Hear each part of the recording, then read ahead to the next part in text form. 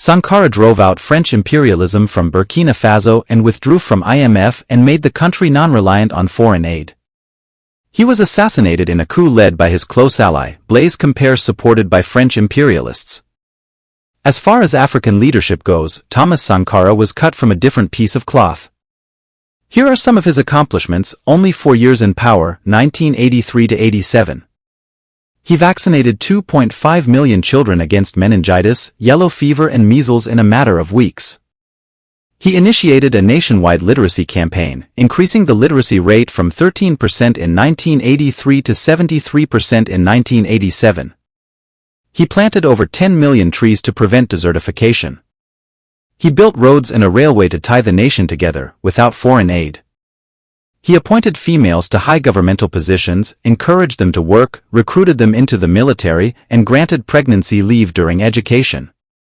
He outlawed female genital mutilation, forced marriages and polygamy in support of women's rights.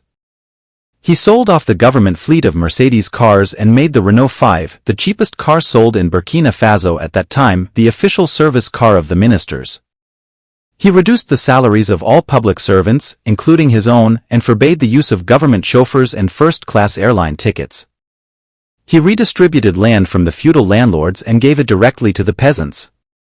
Wheat production rose in 3 years from 1,700 kg per hectare to 3,800 kilograms per hectare, making the country food self-sufficient.